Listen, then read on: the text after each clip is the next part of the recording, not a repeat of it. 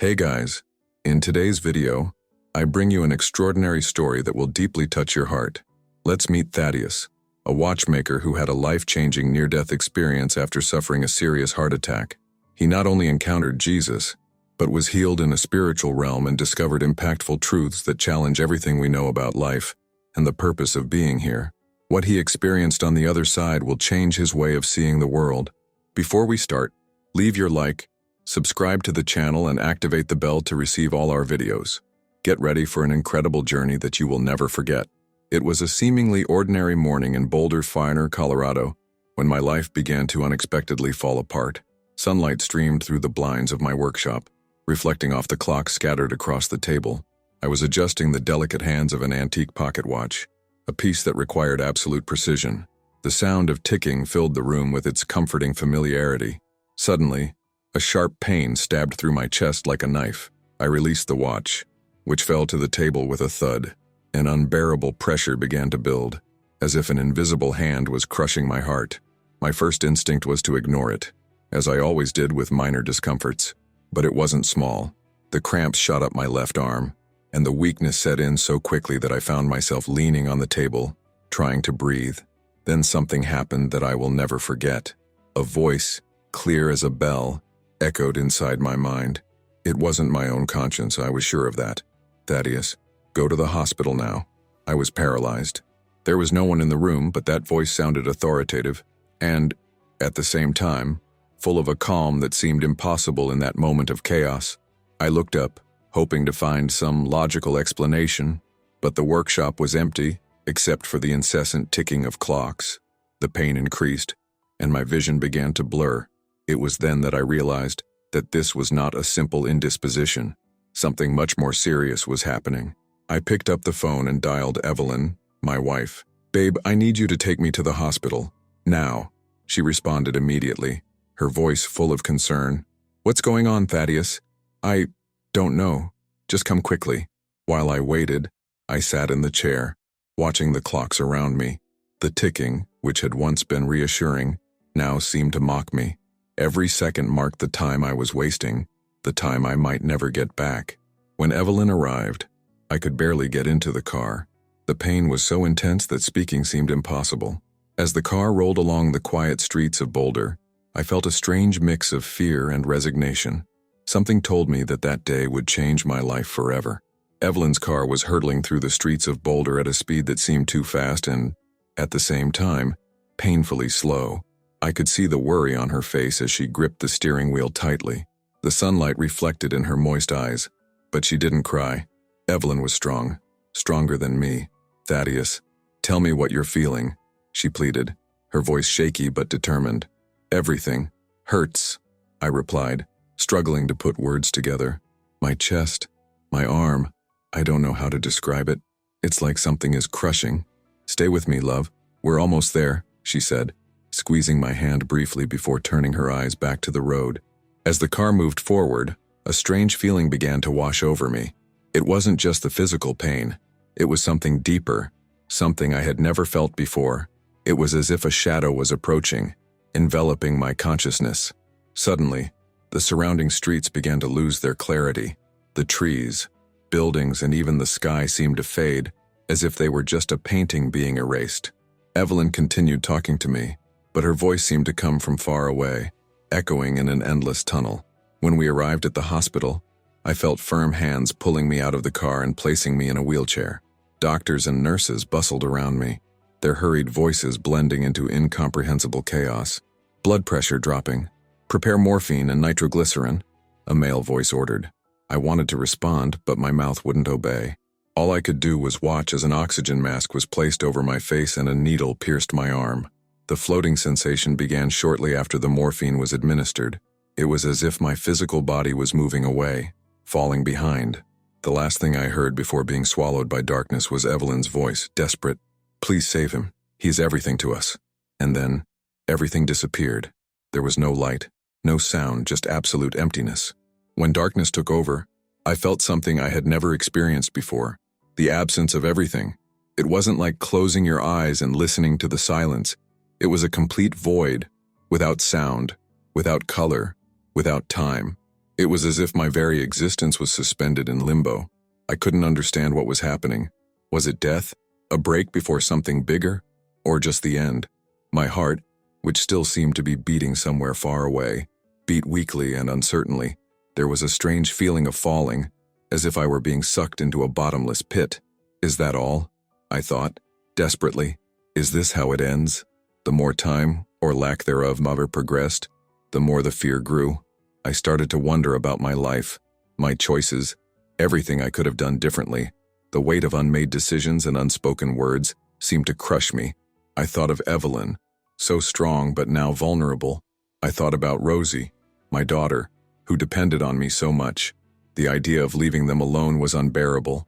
And then, in a moment of pure desperation, I did something I never thought I would do. I cried out for help. Jesus, Jesus, please help me. My voice was not a sound, but a thought so intense it seemed to pierce the void around me. For a moment, nothing happened. Only infinite silence responded. But suddenly a light appeared, faint at first but growing rapidly. It was a warm light, like the sunrise on a cold day. She illuminated the emptiness and brought a sense of comfort that seemed impossible in that place. The light began to take shape, revealing a figure in a white robe. His face was hidden, but his presence was unmistakable. Without saying a word, he reached out to me. I grabbed her with all the strength I had, or thought I had, and was pulled up. The darkness around me began to fade, replaced by a feeling of lightness.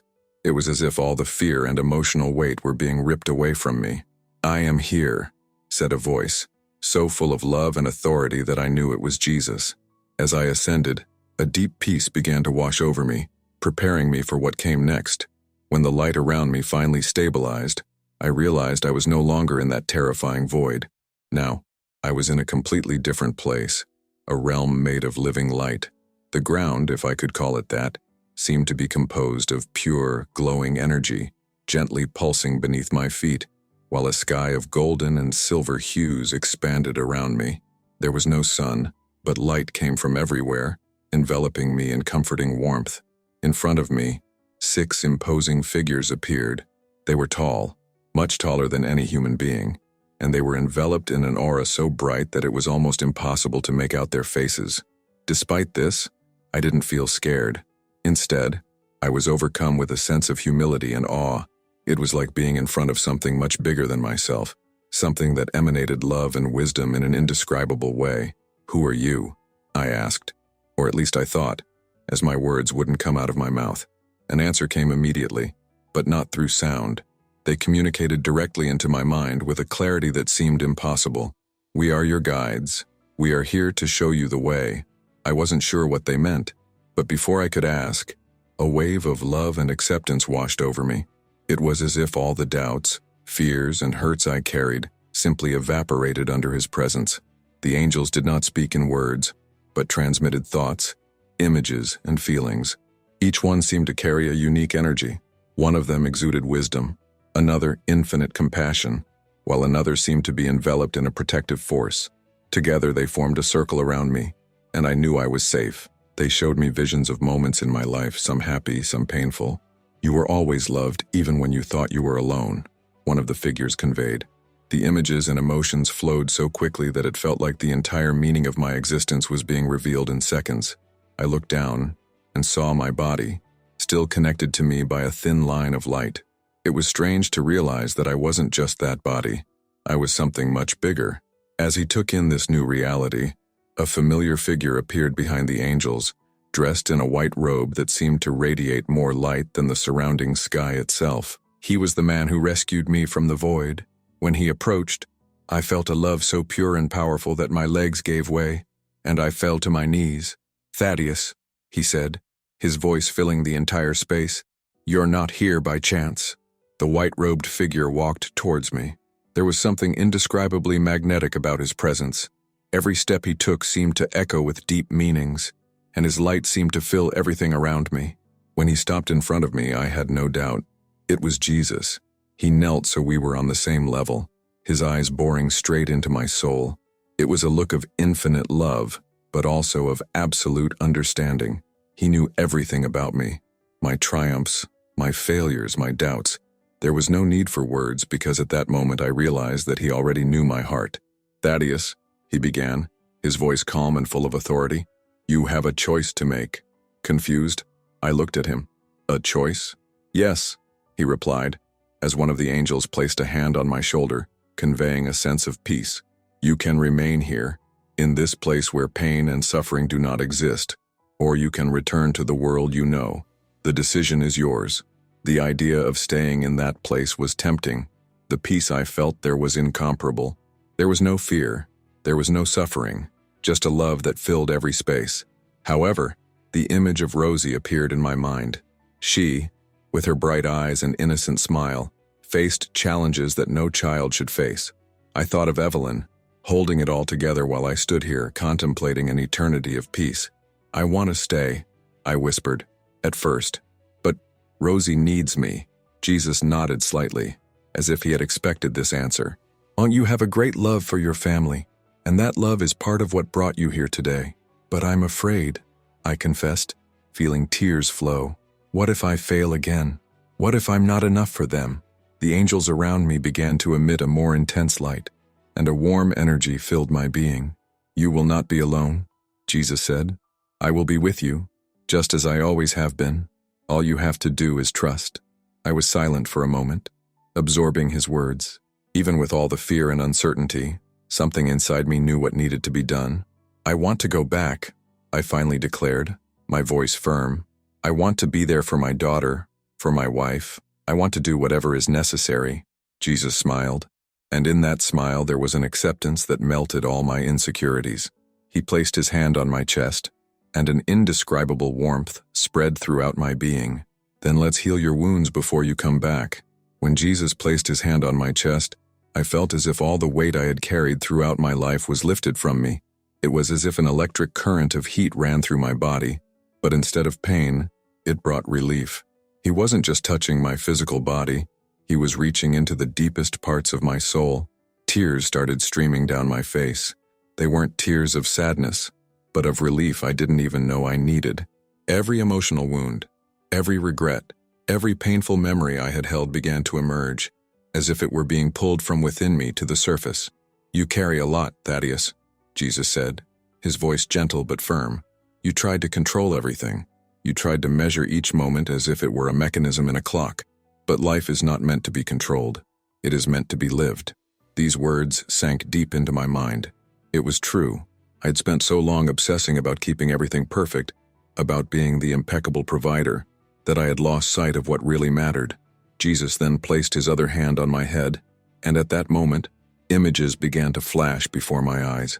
I saw times when I was rude to Evelyn over minor irritations, when I was so absorbed in my work that I left Rosie playing alone, times when my pride kept me from asking for help. "That these things don't define you," he said, as if he could hear my thoughts. "You are not a collection of mistakes. You are loved, and you can start again." As he spoke, the angels around me raised their hands, emitting a light so bright that I felt completely enveloped by it. There was no more fear, no doubt, no guilt. It was like I was being rebuilt, piece by piece, but with a more solid foundation made of love and acceptance. As the light began to fade, I noticed that my spiritual body was different. It wasn't just a feeling of relief. It was as if I had been renewed, with a clarity I had never experienced before. "You are ready," Jesus said, looking straight into my eyes. "But before you go back, there's something else you need to see." After being healed of my emotional wounds, Jesus raised his hand, and at his command, the space around me began to change. The light that once enveloped me turned into a living screen, displaying images of future events. It was as if I was watching a movie, but each scene connected directly to my soul, filling me with deep emotions and hidden meanings. The first vision was of my family. I saw Evelyn sitting in the living room, with Rosie by her side. Rosie looked older, and for the first time, I saw something I had never seen before. She was walking, with the help of a walker. The smile on his face was so radiant that my heart almost burst with joy. Evelyn was next to her, crying with happiness, while I, older, watched them with pride. "She will overcome the challenges," Jesus said, as if reading my mind. "But she will need you by her side. Your love and support will be crucial for her to achieve this." The vision changed to something darker.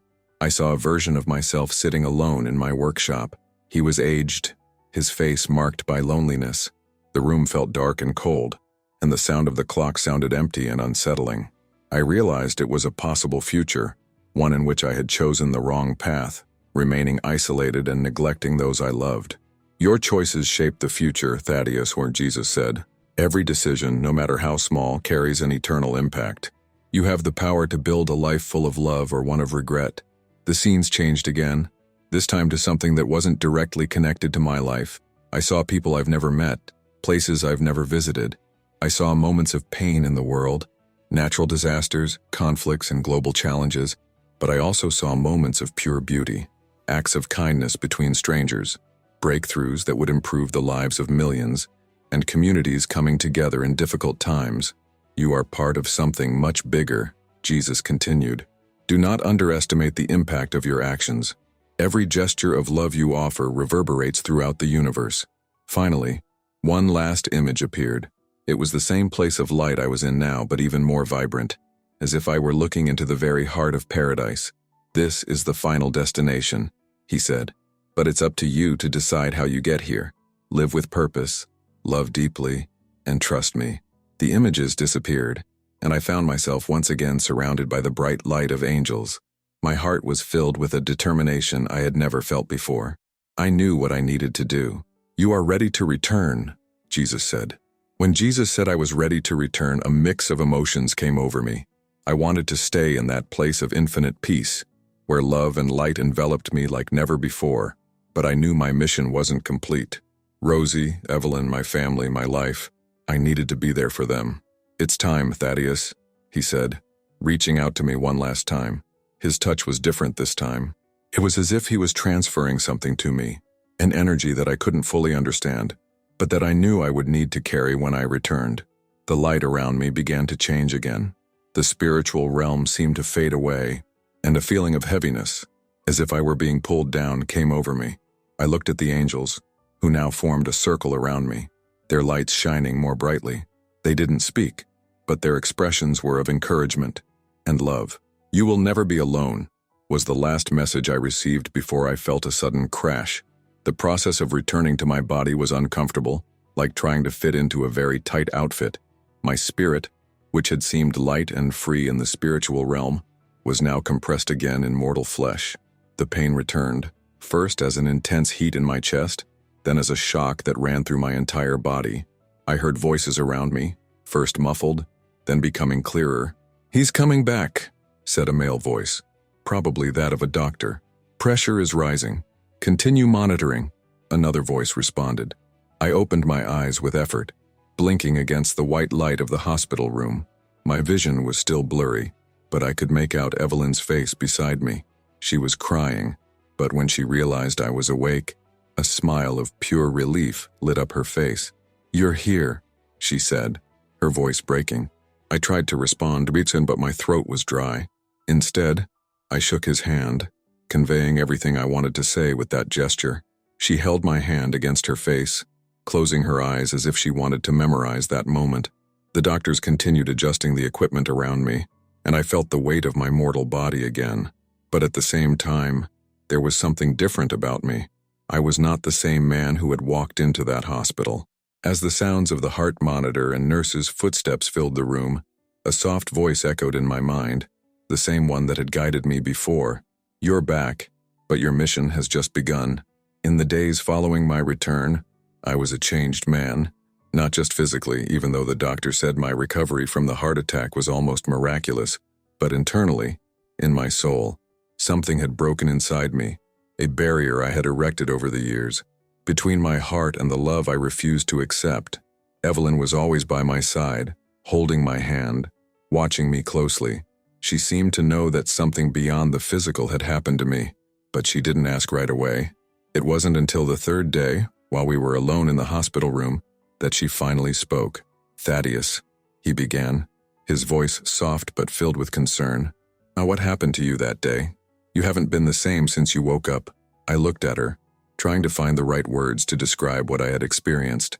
How can I explain something that even I didn't fully understand? "I died, Evelyn," I said, my voice hoarse but firm. and I was taken to a place I can't describe in words. I saw Jesus. He rescued me, healed me, and showed me what really matters in life. She was silent for a moment, absorbing what I had said. Then, tears started streaming down his face. I knew there was something different about you. Ever since you woke up, there's been a peace in your eyes that I've never seen before. It's like you found something you've been looking for a long time. I nodded, shaking his hand. I found it, Evelyn. I found true love, purpose, and the knowledge that we are never alone. Even in the most difficult times, there is something greater watching over us. When I returned home, every aspect of my life felt different. My workshop, which had once been my refuge, now felt like a reminder of how I had hidden from the world. I started spending more time with Rosie, helping her face her challenges with more patience and love. Every smile from her was a gift that I no longer wanted to waste. My faith, which was once a fragile belief, has become a solid rock. I didn't just believe in the existence of God, Jesus, and angels. I knew it. And this knowledge transformed the way I saw the world, the people around me, and even myself. Life, I realized, wasn't about control or perfection. It was about connection, love, and making every moment count. The first morning after returning to my daily life was strange. The sun seemed brighter, the air fresher, and even the ticking of the clocks in the workshop sounded different.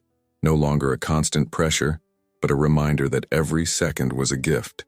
Rosie was sitting in her chair in the living room, playing with her dolls. As I approached, she looked at me and smiled. His smile had something special, something I hadn't noticed before. It was as if she also felt the transformation I had experienced. "Hi, Daddy," she said, holding out her little arms. I knelt beside her, holding her small hands in mine. "Hi, my angel. You know you're the reason I'm here, right?" She laughed, not fully understanding what I meant, but responded with the innocent glow that only a child can have. I decided that my life needed to have more meaning, more purpose. The obsession with control that once defined me was replaced by a desire to make a difference.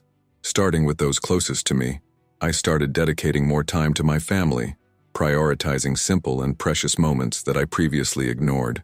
Rosie and I started taking walks around the park. Each walk, even with its difficulties, was a celebration of life. In the workshop, I also started to change.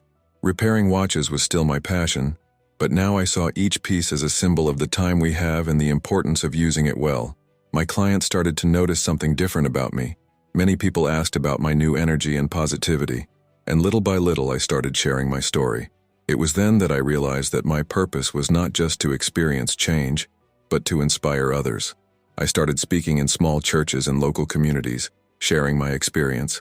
It wasn't easy to open my soul to strangers, but every time I saw the impact on people, tears, smiles, hugs, I knew I was on the right path. Jesus had shown me that my choices would shape my future. I decided to choose love in every small decision, and with that, my life changed completely.